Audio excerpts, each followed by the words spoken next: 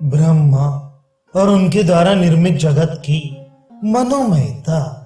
श्री वशिष्ठ जी कहते हैं, रघुनंदन, भगवान ब्रह्मा ने पूर्व काल में मुझसे ये बातें कही थी, उन्हीं का आज मैंने तुम्हारे समक्ष वर्णन किया है। नाम और रूप से रहित उस सर्वात्मा ब्रह्म से संपूर्ण प्रपंच उत्पन्न होता है।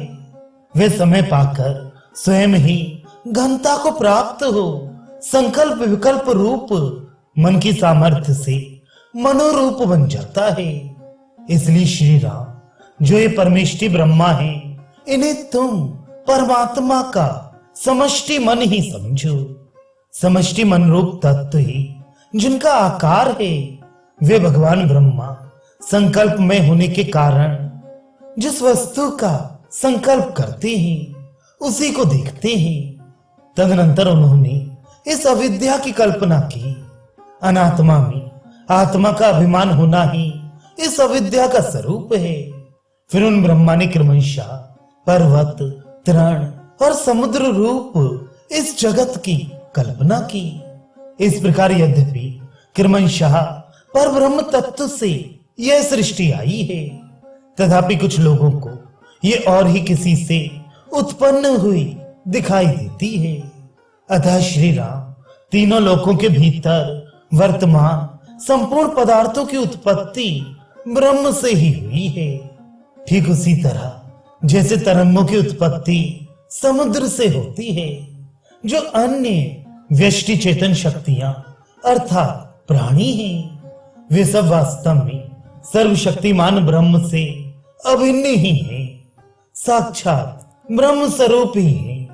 जब ये जगत विस्तार को प्राप्त होता है, तब वे ही प्राणी समष्टि मनरूप ब्रह्मा से पूर्व क्रमानुसार विकास को प्राप्त होते हैं। ये सब सहस्त्रों व्यष्टि चेतन संसरणशील जीव कहे जाते हैं।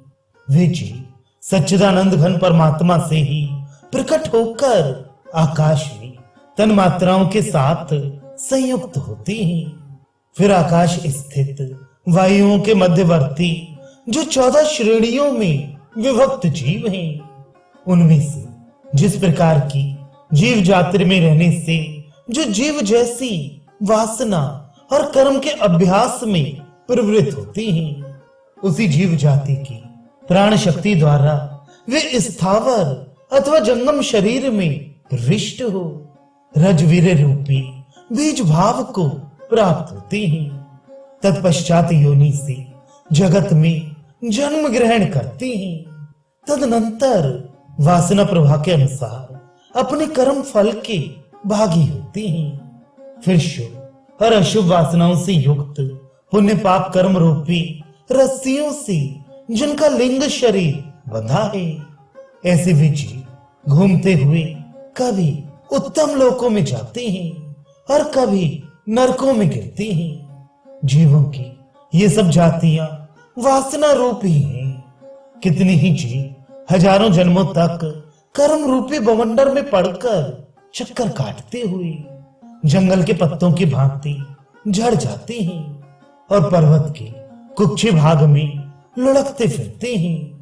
कितने ही जीव जिन्हें सच्चिदानंद घन परमात्मा का ज्ञान नहीं है, अतः जो मोहित रहते हैं, वे असंख्य जन्म धारण करते हैं।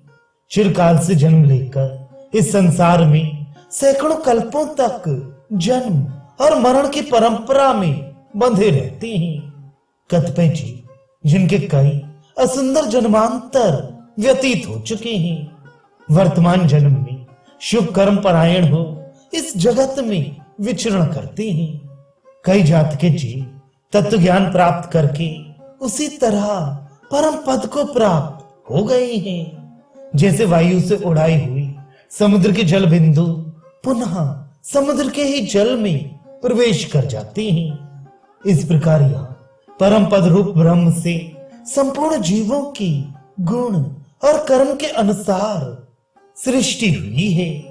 यह सृष्टि आविर्भाव और तिरुभाव के कारण क्षण भंगुर है तथा जन्म मरण की परंपरा को प्रकट करने वाली है। वासना रूपी विष की विषमता से उत्पन्न हुई नाना प्रकार के दुख रूपी ज्वर को धारण करती है। अनंत संकटों से भरे हुए अनर्थकारी कार्यों का समाधान करने वाली है। अनेक दिशाओं, देशों, कालों तथा विविध पर्वतों की कंदराओं में घुमाने वाली कर्म फल का भोग कराने वाली है। स्वयं निर्मित उत्तम विचित्रताओं से इसने चारों ओर भ्रम का जाल बिछा रखा है।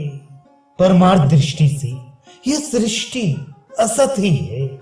वत्स रामभद्र विक्षुब्ध मन ही जिसका शरीर है, वह संसार रूपी जंगल की जीर्ण शीर्ण लता यदि तत्व ज्ञान रूपी कुल्हाड़ी से जड़ सहित काट दी जाए तो फरसे से काटी गई बेल के समान ये फिर पनप नहीं सकती।